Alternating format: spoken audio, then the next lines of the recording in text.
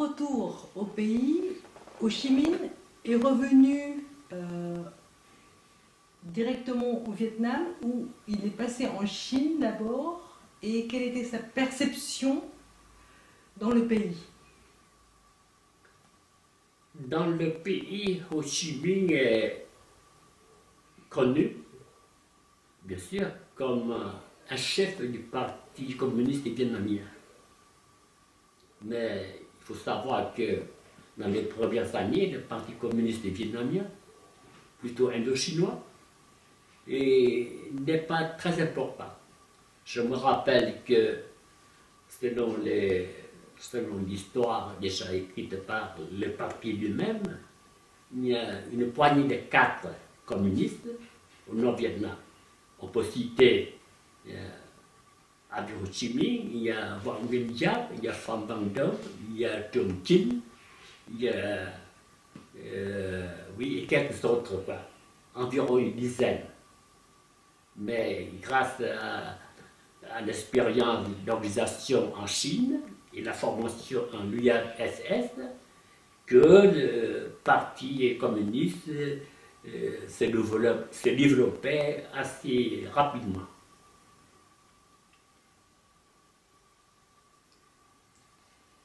Alors venons-en à la Deuxième Guerre mondiale.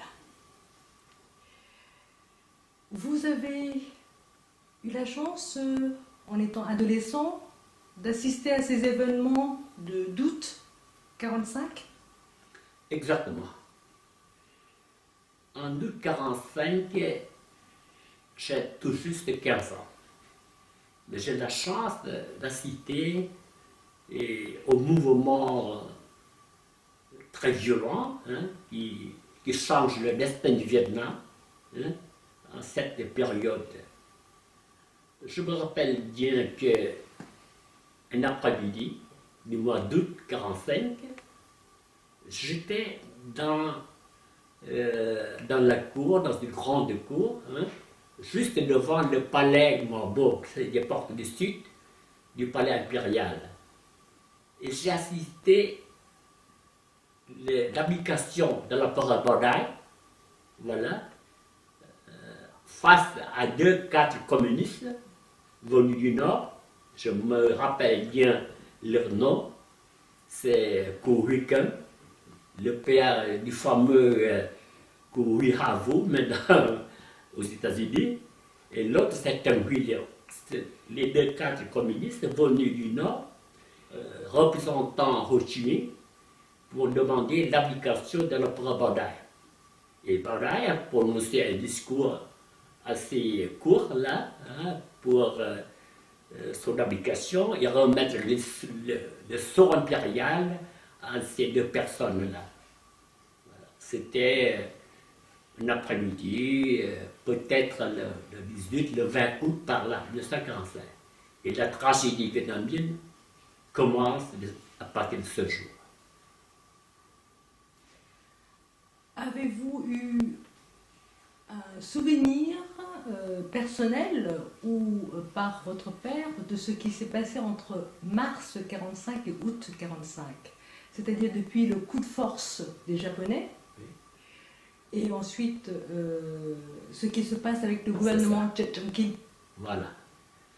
Oh, c'était une période très courte, mais une des pièces fondamentales dans le bouleversement du Vietnam. Pourquoi? Parce qu'après le coup d'État japonais, 9 mars 1945, Bảo Đại a formé un nouveau gouvernement pour remplacer la cour impériale ancienne. Alors, Trường Chinh est devenu nommé Premier ministre. Et je me rappelle bien que ce ministère, ce cabinet-là, se compose de beaucoup d'intellectuels, revenant de France, comme Hoàng Xuân Han, la Richer, qui est devenu ministre de l'Éducation nationale, comme Vũ Văn Hiến d'autres endroits, qui est devenu ministre des Finances, comme d'autres docteurs, ingénieurs, tout ça, Le Van Lam, tout ça, des ponts chaussées en France, tout.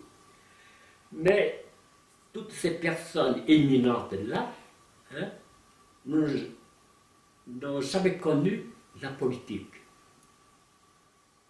Et surtout la révolution.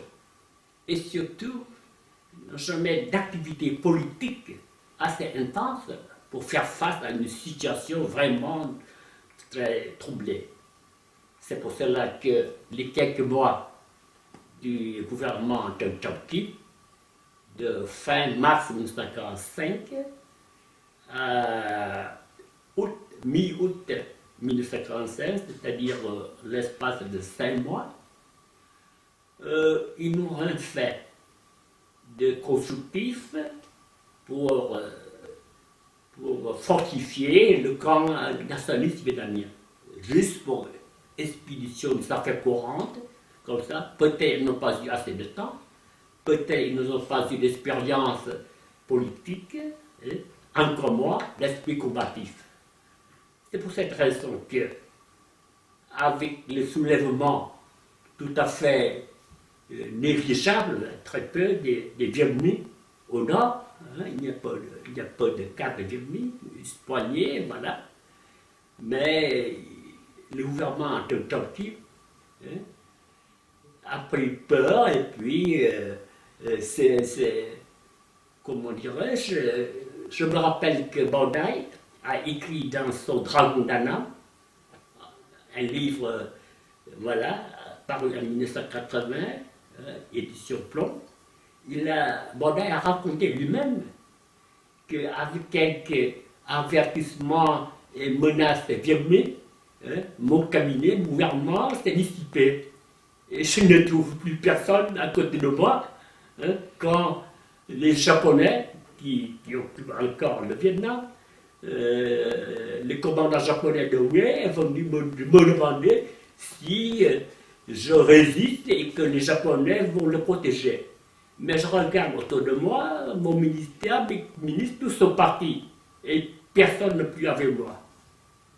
Et moi, Bandai, je ne connais pas Ho Chi Minh, j'ai entendu dire qu'il y a un gars qui s'appelle Ho Chi Minh, et j'ai reçu un télégramme venu de Hanoï disant que le gouvernement vietnamien révolutionnaire vient d'être formé et qu'il veut que j'abdique.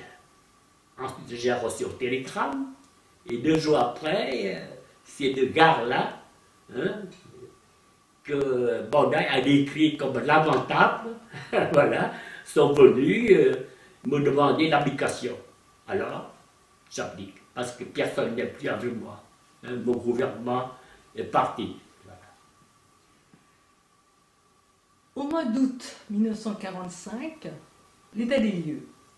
Nous avons plusieurs mouvements nationalistes qui se sont regroupés et en face d'eux, le Viet Minh. Pourquoi, devant cette pluralité de mouvements non communistes, une telle faiblesse ou un retard par rapport à la présence du Viet Minh? Exactement. Moi-même, je suis vraiment étonné de voir que le Viet Minh, à cette date-là, n'est pas si forte qu'on croyait. Je me rappelle bien à Hue, la capitale, mes frères aînés ont des relations avec le camarade là, et me disaient que oh, les Vietnamiens ne sont pas forts. Hein. Il y a quelques petits revolvers déjà démodés, mais déjà la cour impériale a déjà tremblé de peur. À Hanoï, c'était la même chose. Vous vous rappelez bien qu'un après-midi à Hanoï, profitant d'un rassemblement de fonctionnaires du gouvernement de Turquie à Hanoï, alors apparaissent quelques 4 communistes avec le drapeau, et puis il faut faire entendre la musique et tout ça, et tout le monde croyait que le Vietnam était très important. Tout le monde est Vietnamien, alors que réellement il n'y a qu'une poignée de 4 communistes. C'est pour cela que je me suis demandé pourquoi les partis nationalistes vietnamiens, comme vous posez la question, de Đại Việt, du Grand Vietnam, puis le Parti nationaliste vietnamien, Vietnam et d'autres, hein, n'ont pu s'organiser ensemble pour prendre le pouvoir, pour combattre le communisme, alors que les communistes sont très peu. Voilà. La raison, c'est que depuis longtemps, les partis communistes, les partis nationalistes sont incapables de faire l'union. Hein, c'est cette grave maladie de la séparation qui règne dans le Vietnam d'autrefois et d'aujourd'hui même. D'autre part, les communistes ont bénéficié, il faut reconnaître, une organisation très méthodique, très serrée, hein, à l'école de formation du cadre de Moscou. C'est ça la différence. Et si l'on progresse un peu vers l'avenir, vous allez voir qu'en 1946,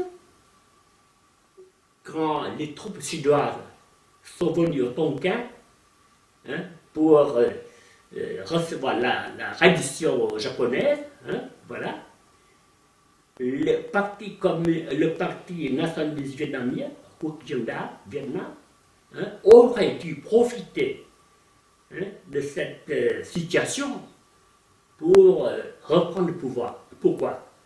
Parce que le Kuomintang, c'est chinois, c'est le président Chiang Kai-shek, et que le parti nationaliste vietnamien de Kuomintang fait partie aussi du Kuomintang. Mais je déplore, hein, que le parti Vietnam ne profite pas de cette occasion pour reprendre le pouvoir. Ça m'a beaucoup étonné. Hein.